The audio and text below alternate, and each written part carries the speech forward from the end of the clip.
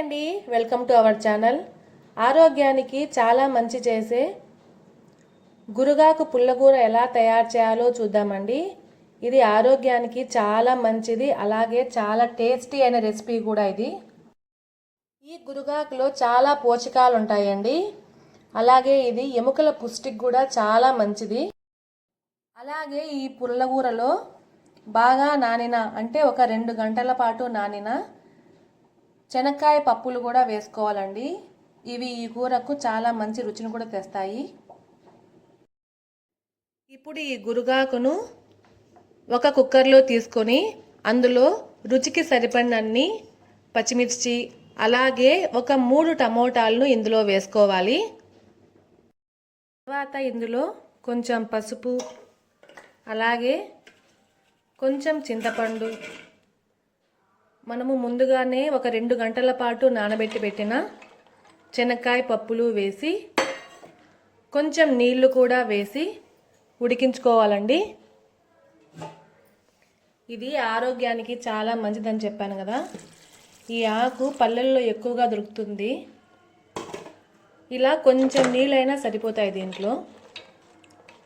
తర్వాత దీన్ని ఒక 2 విజిల్లకి ఉడికించుకుందాం.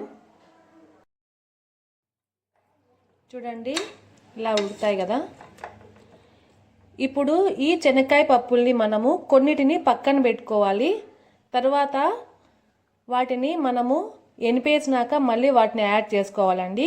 కొన్నిటిని మాత్రమే పక్కన పెట్టుకోవాలి. ఇప్పుడు ఇలా పక్కన పెట్టుకుని మళ్ళీ కలుపుకుంటే మనము కూరలో తిన్నప్పుడు చాలా రుచిగా ఉంటాయండి. ఇవి అన్నంతో పాటు నంచుకోవడానికి చాలా బాగుంటుంది. ఇలా ఒక ప్యాన్లో కొంచెం నూనె వేసి అందులో కొన్ని ఆవాలు అలాగే శనగపప్పు కూడా వేసి కొంచెం వేపుకోవాలి.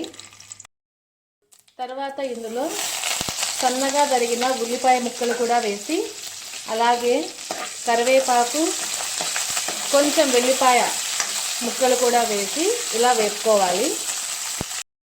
ఇలా పోపు వేగే లోపల పుల్లగూరను ఇలా బాగా పప్పు గుత్తితో రుద్ది పక్కన పెట్టుకోవాలండి. తర్వాత అందులో మనం పక్కన తీసి పెట్టుకున్నాం కదా శనక్కాయ పప్పులు, అవి కూడా వేసి ఒక్కసారి కలుపుకోవాలి. తర్వాత ఇందులో ఉప్పు కూడా వేసుకుందాం.